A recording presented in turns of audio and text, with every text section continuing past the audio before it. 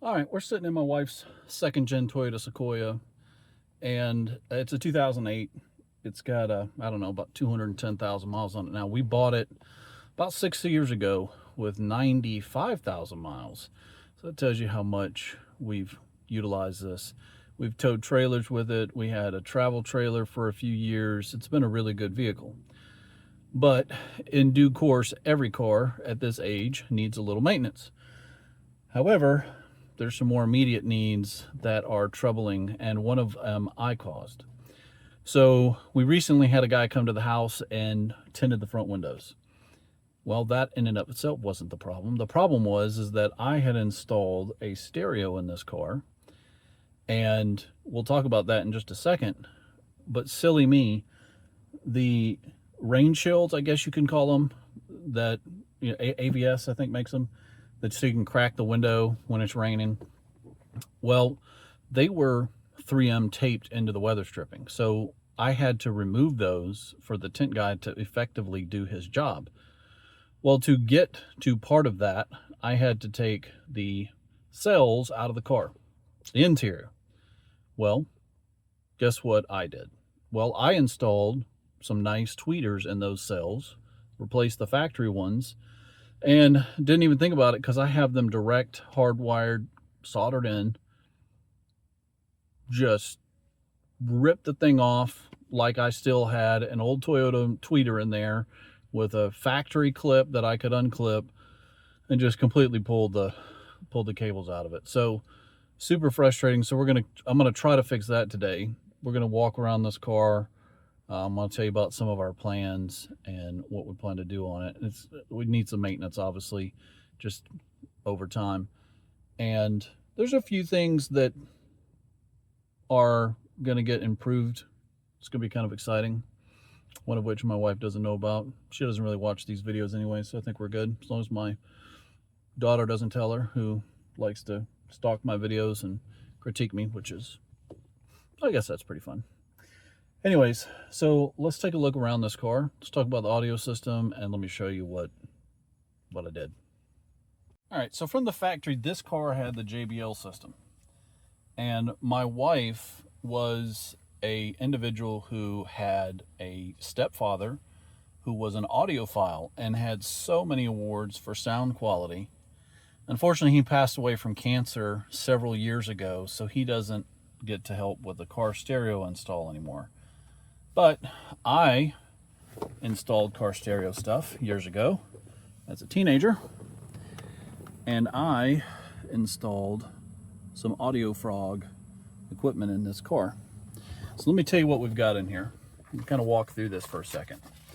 So we start off with this Pioneer head unit, which it's a, let's see, what is that? That's a it's hard to see on the camera. That's a DMH 1500 NEX.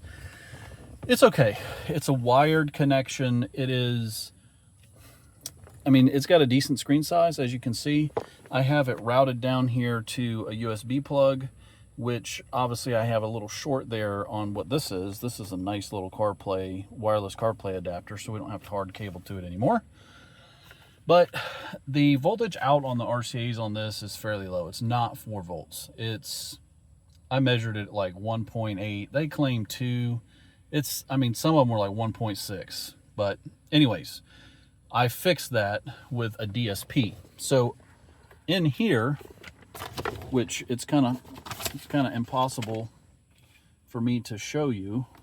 I don't know. Well, anyways, let me just tell you that I have the RSA cables from here under this cup holder, and I can show you that I have a USB cable already prepped in here that goes to the DSP. Now, most DSPs are fairly decent size, so you have to, why don't you love that? There you go. Anyways, so under here is an S8, a Hertz S8 DSP. So I'm feeding out the front stage, because this only has 4 outputs. It's got, or I guess I should say, it has front, rear, and sub. So on here, we are only using the front and the sub. we're not feeding the rear because I'm not powering the rear. So what we have in here is in the door cells, we have Audio Frog. These tweeters are GS10s. In the dash corners, we have wideband GS25 Audio Frogs. And then down in the doors, unfortunately, I did not have a chance to get the Audio Frogs yet, but those are running CDT audio out of California. Those are the ES6s. And then in the rear doors, I'm just using fill, and I'm running a Hertz CX 165, I think it is. And those CX 165s do good for rear fill, and those are just fed off of this. And then as far as power goes, we are powering the system with 2 amps. This is a Kenwood X303-4, which feeds the widebands up front. That's a 50-watt amp. And then if we walk around over here, show you the other amp.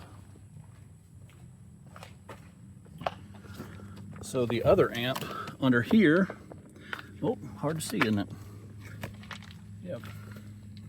Anyways, back in there, that is an Audison SR 5.600, which is a 5-channel amp. It is 75 watts times 4 and 330 watts times 1 at 4 ohm. So in the rear of this, it's kind of full of stuff because we're taking stuff to Goodwill. But back there in the back corner, I have a 1 cubic foot box. Let's see, can you see it back there? Oh no, let's go check it out. I'll show it to you. Just hold on. We'll get this. Hopefully my wife doesn't get me for showing. She's hauling a bunch of stuff to Goodwill. But we have a 12-inch, excuse me, this is an Audio Frog in a 1 cubic foot box. My future goal is to put this, there's a big storage area under here that we may make a custom box for, but this works. You can still let the back seats up and it still is functional.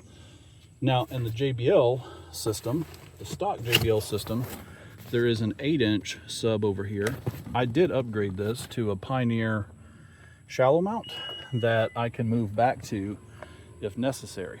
But so overall, this system sounds really good. I will say that that sub back there probably could use more like 400 watts continuous.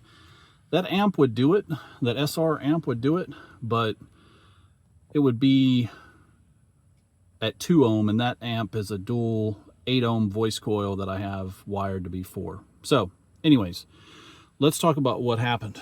So I was pulling this section off right here, and I'll show you what I'm talking about. So this, see how this is in the actual weather stripping? So he needed to be able to get in here to cut it properly.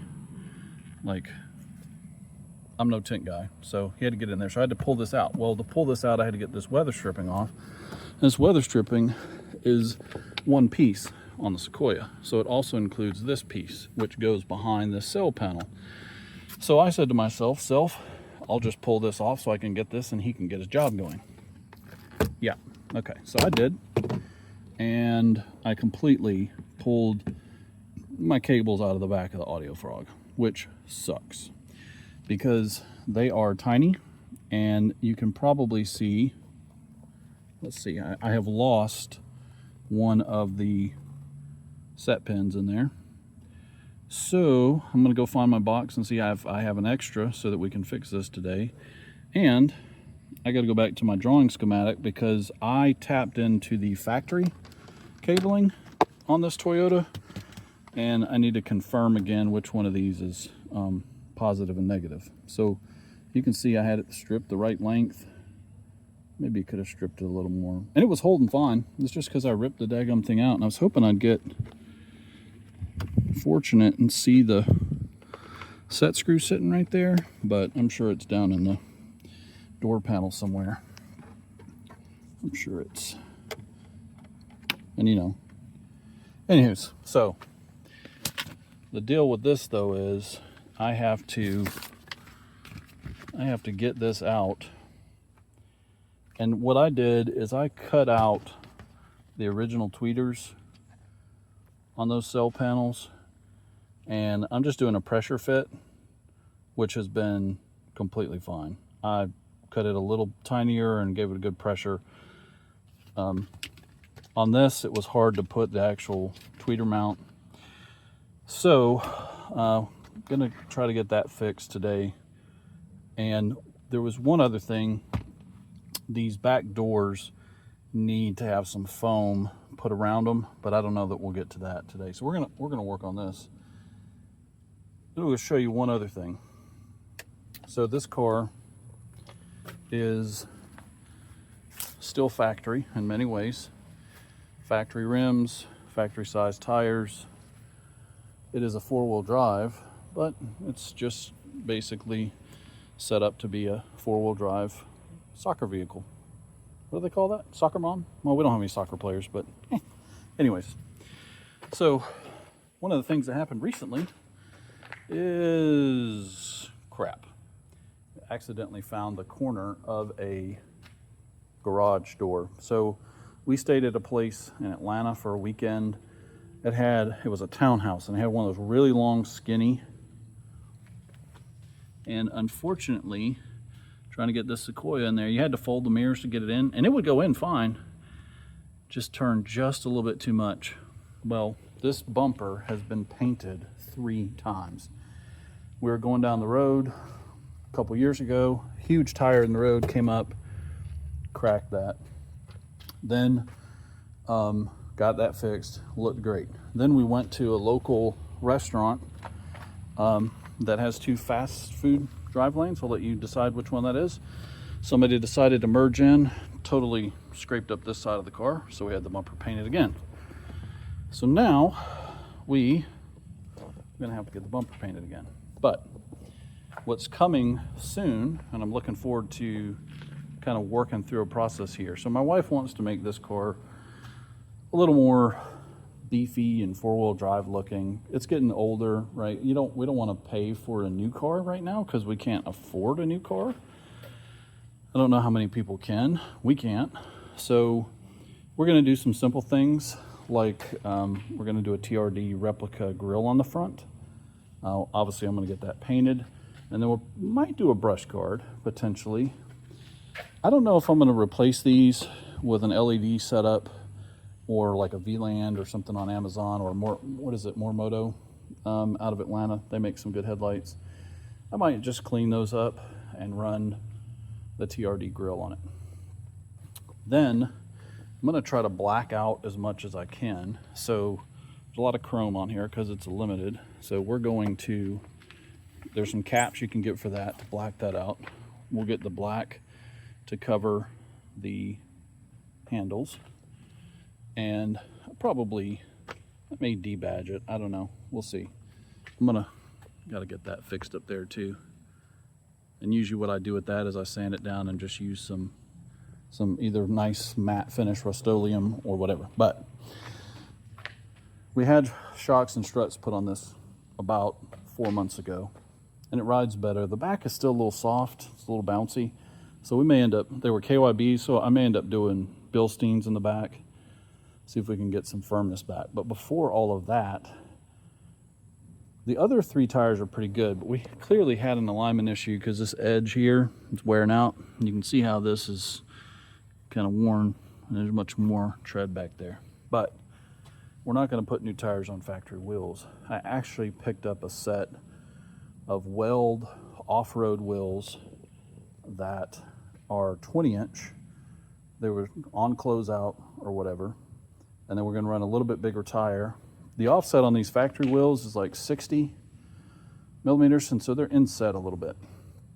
The welds I got are 22, so they're going to come out just a little bit more, and then we're going to run a little bit bigger tire, so you make it look a little more aggressive.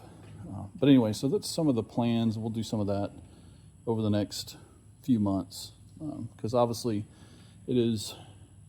everything is costly these days, so we'll do bits and pieces as we can, and we'll kind of put it all together. But for a 2008, this car has been really good for us. We did have to replace the starter, water pump, and the radiator, but there's been nothing else go on. But anyways, overall, I mean, there's limited damage. I mean, you can tell people, I mean, we're just sliding in and out of the seat, right? And I'd like to get some, these are some Amazon mats. I'd like to get some actual WeatherTechs or something like that. But let's get working on this tweeter because I'm gonna lose daylight. It is Sunday and I want to go in and relax. So I gotta see if I can, not only do I need to find that set screw, I also have to find that Allen wrench that is super tiny. That's gonna be fun. All right, anyways, let me go get the stuff and we'll get back. Oh, good news, bad news. Good news is we know what to do to fix the tweeter. The bad news is, looks like I have no extra set screws because they're so small, and I'm gonna have to get some from Audio Fraud. So there's something, well, this, hey, don't judge, this needs to be cleaned. Long story, let me shorten it for you. I checked the oil one day, had to add some, left the oil cap off, crazy town. Blew some oil in here, got it kind of cleaned up, but it needs a more thorough cleaning. But one of the things when I was cleaning the intake area that I didn't have a chance to do was replace the PCV valve. Now, PCV valve on this thing is a 22 millimeter deep socket. I'm cheating. Am I cheating? I don't know. I'm using my O2 sensor because guess what size O2 sensors are? 7/8 or 22. So to do the PCV valve, and this works on the Tundra and the Sequoia 5.7, obviously Land Cruiser as well. Just take your engine cover off, and somebody's going to be like, aka my wife is going to be like, what are you doing changing that on a daggum white shirt? So I'm not sure if you can see this, but this is your PCV valve hose. There is a one spring clip there, there's going to be one on the bottom, and then there's this goofy foam stuff they put in there. So we'll get this off. This engine is still hot from running it earlier. You can see just how quickly that came off, top and bottom, okay? So down in that hole, which I don't know if you can see down in there or not, but down in there, it's PCV valve. Tell you what, let me go get my light and I will show you. Sit here and stare at this motor and be in amazement of the 5.7 liter while I get my flashlight.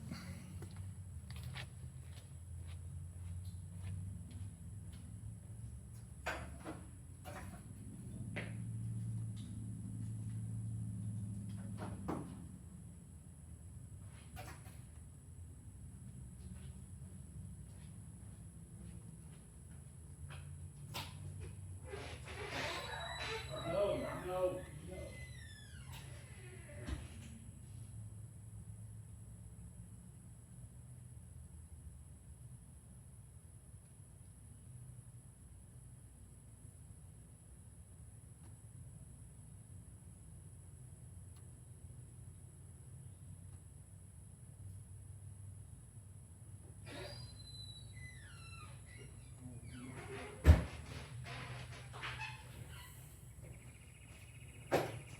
Okay, jeez, go all the way in the house. All right.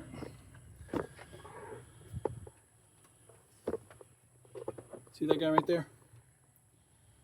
Oh, nope, you can't see him. Right there. So that is what we're taking out. Tell you what, let's do this. Hey, by the way, if you don't have one of these right here that you can put on metal, which these are aluminum heads, so that ain't gonna work, but super nice. This foam is hilarious, but you can see down in there. There it is right there. 22 millimeter. Let's get it out. let's do this. Can't be that hard, right? And let's store that up there for the moment. Am I the only one who uses the fuse box and the battery as a trusty holder? No, no, no. I'm not the only one. These are not in there tight. Just a few foot-pounds. They're plastic. So you don't want to be in a situation where you over-tighten it and crack it. For sure. But this is the first time I will have replaced this on this car. Ooh, that's toasty. Ooh. And it is, I was wondering, it is completely, probably clean it, right? And I have, looks like it was probably replaced at some point, because I think the factory one has a green connector. I was going to say nipple. I don't know. Can you say nipple on YouTube? I don't know. Green nipple. Anyways, let's see. What does that say? I was looking to see if it had Denso or anything. No, that looks like it was replaced. But, okay, here's the new one. And here's the old one. Nothing. So, looks like my thoughts were real. We have slightly clogged PCV valve, and the part is just looking in the hole. Oh wow! Yeah, it's so you saw my trusty video on how I like to keep things from falling out. All right, we're going to do the same thing here. I'm going to get a piece of paper. It's going to help me get that back in there. So hold on.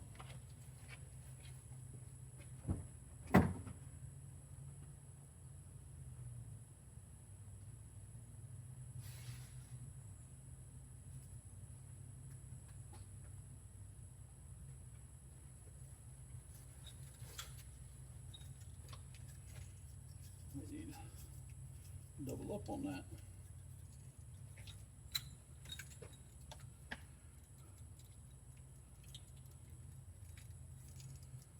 Wow. Since I'm using the little open, because of the, okay, that held it, I think. Nope. Look at that. My trusty tip on holding stuff in doesn't work when you're using a, well, I'll be dipped. Uh-oh. I think somebody else uses that on YouTube. It's probably copyrighted. It is a fun saying, but all honor should go to Vice Grip Garage for that one, because I think it's hilarious to say that.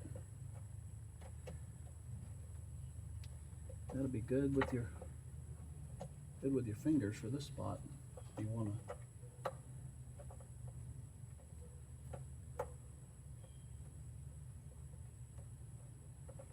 Get it started. All right. Well, I got it down in there.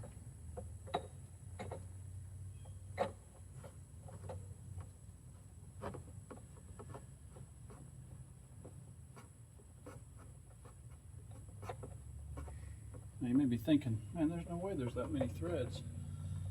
And you would be correct. That means this thing ain't lined up. Just can't find good help. Just can't find good help. Tell you what.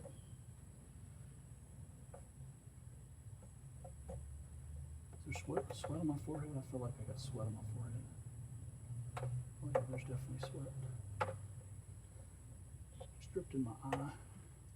It's on fire. Seriously? There's some mechanic watching this going, bro, I could have been done with that 20 minutes ago. Nah, man. Not in this weather, you couldn't.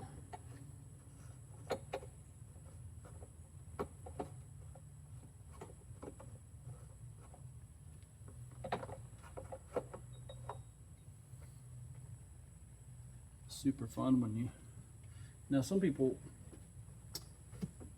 remove this foam, which I'm just gonna oblige and do.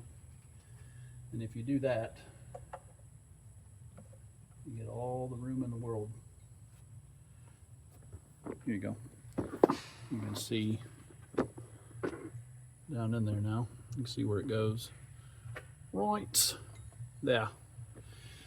So just sit here and watch me on the struggle bus, would you? Absolute struggle bus. Yikes. Hot motor. Ah ha ha. Look at that. Take the foam away. And it's amazing how easily it lines up. And so that's pretty much tight. And I'm going to give it the beans. No, I'm just kidding. We're going to go one. Well, hold on. Am I that weak in my hands? There's that much left on this thing? Goodness. Come on now. Making myself look bad. Okay.